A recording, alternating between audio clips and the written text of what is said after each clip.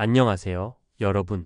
오늘은 우리가 흔히 탄탄대로라고 생각하는 교수라는 직업을 가진 분의 은퇴 이야기를 해보려고 해요. 사람들은 교수하면 안정된 정년, 꽤 괜찮은 연봉, 그리고 학문적으로 존경받는 이미지를 떠올리곤 하죠. 그런데 실제로 은퇴를 맞닥뜨려 보면 예상치 못한 복병이 여기저기서 튀어나옵니다.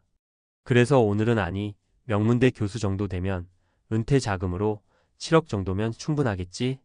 라고 생각했던 한 분의 사례에서 시작해 우리가 흔히 놓치기 쉬운 은퇴 후의 함정들을 살펴보려고 해요.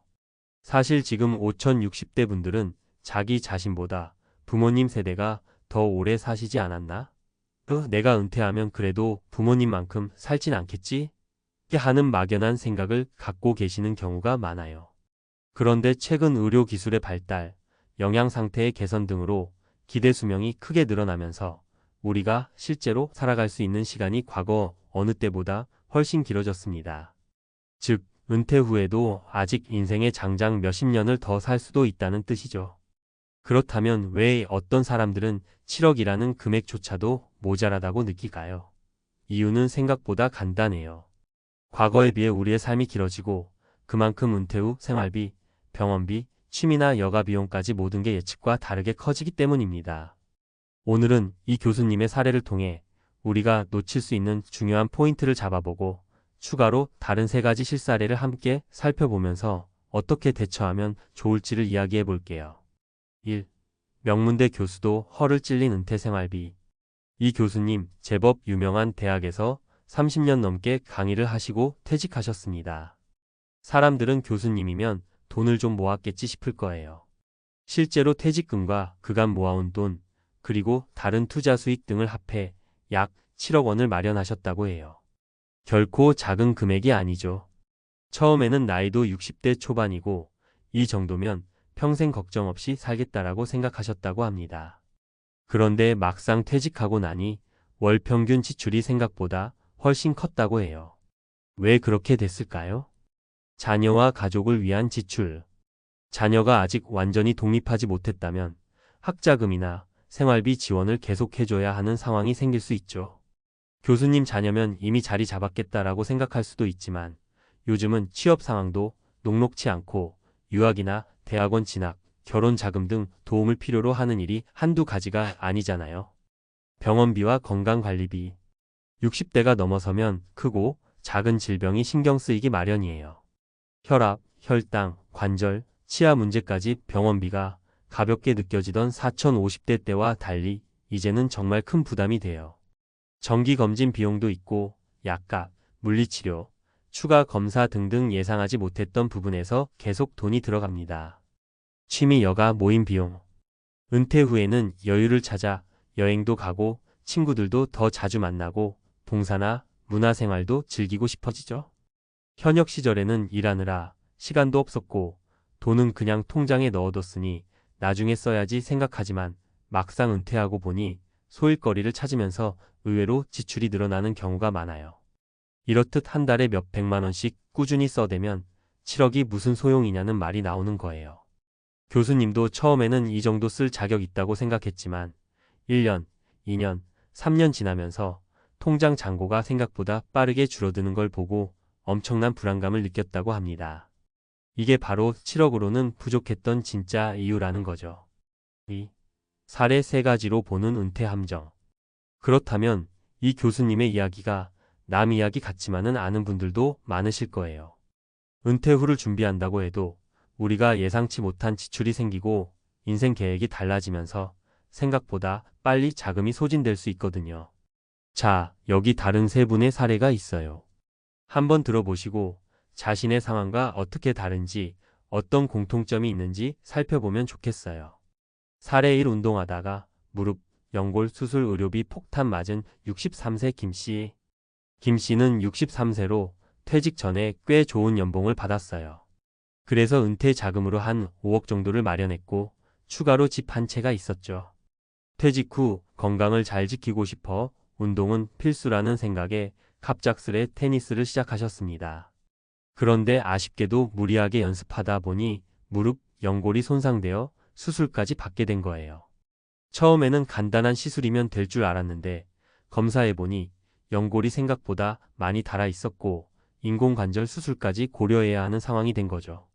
결국 수술, 재활치료, 물리치료, 약값 등등을 몇 달간 하다 보니 의료비가 2천만 원 넘게 들었다고 해요. 이게 한두 번이 아니라 재활을 위해 물리치료를 계속 받아야 하고 이후에도 꾸준히 관리가 필요합니다. 김 씨는 나는 그래도 연금이 나오고 현금 자산도 좀 있으니 괜찮지라고 생각했지만 한번 크게 병원비가 나오면 정신이 번쩍 드는 거예요. 건강은 돈으로 살 수 없지만 건강이 안 좋아지면 돈이 정말 빛의 속도로 나간다는 걸 뼈저리게 깨달으셨대요. 사례 이 자녀 결혼 비용으로 적금 깨야 했던 60세 박 씨 부부. 박 씨 부부는 60세에 부부 동시 퇴직을 했어요. 남편은 공기업에서, 아내는 사립학교 행정직에서 정년퇴직했죠. 둘 다 정년퇴직했으니 퇴직금도 나오고 연금도 어느 정도 확보되어 이제는 우리 둘이 취미생활 좀 즐기면서 살자라는 꿈을 꿨대요. 문제는 아들이 갑자기 결혼 이야기를 꺼내면서 시작됐어요. 결혼은 축복이니 기쁘게 해주고 싶다고 마음먹고 있는데 요즘 결혼식 비용이 만만치 않잖아요. 예식장, 혼수, 예물, 예단, 신혼여행까지 아들도 직접 벌어서 어느 정도 부담하긴 했지만 그래도 부모님으로부터 도움을 기대하는 게 현실적인 상황이었다고 해요. 박 씨 부부는 결국 따로 모아둔 적금을 조기해지해서 비용을 충당했어요. 문제는 그 적금이 부부의 향후 34년치 생활비 혹은 의료비 등 예비 자금으로 생각해둔 돈이었다는 거예요. 어쩔 수 없는 선택이었다고는 하지만 은퇴 후에는 다시 돈을 벌 기회가 많지 않으니 이래저래 엄청난 부담을 느끼게 되었다고 합니다. 사례 3 은퇴 후 시간이 넘쳐 여행과 모임으로 쓴 돈이 월 300만 원 넘은 58세 이 씨. 이 씨는 58세에 회사에서 명예퇴직을 했어요. 아직 재취업 의향은 있었지만 몸도 좀 힘들고 쉬면서 천천히 알아보기로 했죠. 퇴직금과 약간의 목돈이 있었고 부인도 어느 정도 소득이 있어 우리도 좀 쉬면서 세계 여행도 다니고 주말마다 좋은 데 가서 맛집도 찾아보자라고 생각했습니다. 문제는 시간을 제대로 쓰지 못했다는 겁니다. 처음엔 자유로운 삶이 좋았는데 막상 시간이 남아돌다 보니 매번 사람들을 만나면서 술자리, 모임, 여행 등등으로 소비가 커진 거예요. 그러다 보니 한 달에 300만 원 이상은 당연히 쓰게 되고 때로는 400만 원, 500만 원까지 지출이 나가는 달도 있었어요. 수입은 사실상 0원에 가까운데 지출이 이렇게 크니 퇴직금과 모아둔 돈이 빨리 소진됩니다. 이 씨는 은퇴 후 2년도 채 안 돼서 준비해둔 절반 가까운 돈을 써버려 현재는 심각하게 재취업이나 소일거리를 고민하고 있다고 해요. 3. 나에게 맞는 은퇴 자산 관리가 핵심. 자, 이렇게 세 가지 사례를 살펴봤습니다. 어떤가요? 분명히 각 사람마다 상황이 다르지만 공통점이 있어요. 은퇴 후에는 내가 예측하기 어려운 일들이 상당히 많고 예상보다 더 오래, 더 큰 비용을 감당해야 할 가능성이 높다는 것이죠. 그렇다면 우리가 어떻게 대비할 수 있을까요? 구체적인 월 지출 시뮬레이션. 은퇴 후 이 정도면 되겠지 하는 막연함을 버리고 생활비를 월 단위로 구체적으로 적어보세요. 집 관련 비용 관리비, 세금, 유지비, 식비, 의료비, 통신비, 차량비, 여가비 등 항목별로 최소한의 예상과 예상되는 추가 지출을 적어 놓는 겁니다. 그런 뒤 만약 갑작스러운 비용 자녀 지원, 수술, 여행 등이 발생했을 때는 어떻게 대응할지까지 시나리오를 만들어 보면 좋습니다. 건강 관리를 위한 투자. 60대 이후에는 병원비가 예상 외로 클 수 있어요. 그래서 퇴직 전부터 보험을 준비한다든지 건강검진을 꾸준히 받아 조기에 문제를 발견한다든지 내가 할 수 있는 범위에서 운동 습관을 들여 큰 질환을 미리 방지하는 게 좋습니다. 이건 자산 관리와도 직결되는 문제예요. 몸이 아프면 곧바로 돈이 줄줄 새어나가니까요. 소일거리 혹은 파트타임 일자리. 요즘은 60대, 70대 분들도 파트타임이나 자원봉사, 온라인 활동 등 다양한 방식으로 사회 참여를 이어갈 수 있어요.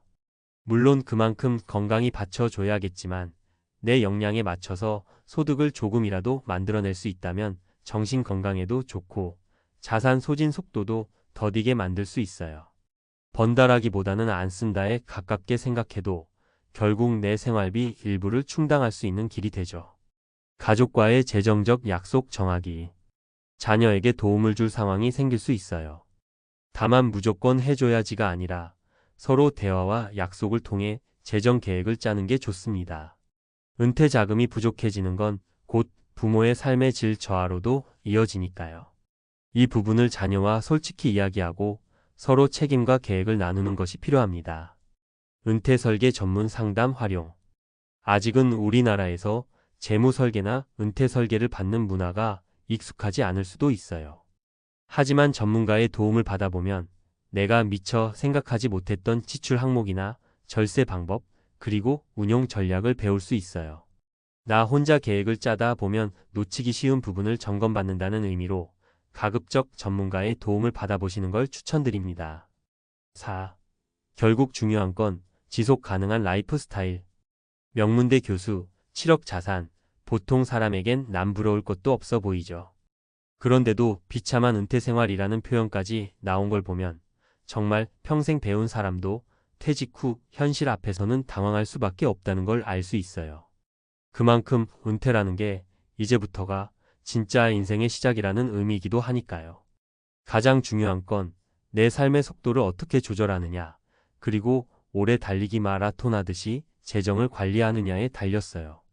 은퇴 후에 한번 크게 지출할 일이 생기고 그게 반복되다 보면 7억, 5억, 아니 그 이상이라도 순식간에 빠져나갈 수 있어요. 여기에 내가 아플 수도 있다는 전제, 자녀가 독립이 늦어질 수도 있다는 전제, 내가 예상보다 오래 살 수도 있다는 전제를 꼭 넣어두시길 바랍니다. 은퇴를 준비하거나 이미 은퇴를 하신 5060대 분들께 드리고 싶은 말씀은 이거예요.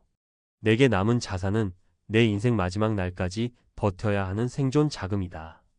그러니 쉽게 이거면 되겠지라고 낙관하지 말고 구체적인 계획과 시뮬레이션을 해보는 게 정말 중요합니다. 오늘은 명문대 교수님의 사례를 시작으로 다른 세 분의 실제 사례까지 살펴보면서 은퇴 후 예상치 못한 함정들을 공유해 봤어요. 혹시라도 지금 막막하시다면 너무 늦었다고 자책하기보다는 지금이라도 작은 지출부터 꼼꼼히 살펴보면서 대응 방안을 생각해 보시는 게 좋습니다. 그리고 나 혼자 해결하기 힘들다면 가족과 이야기하고 전문가의 조언을 받아보길 권해요. 앞으로 여러분의 은퇴 생활이 조금 더 편안하고 건강해지길 바라며 오늘 이야기는 여기서 마치게요.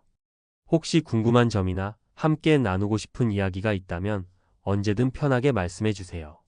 우리 모두 흔들리지 않고 무너뜨리지 않는 지속 가능한 은퇴 생활을 만들어 보자고요. 감사합니다.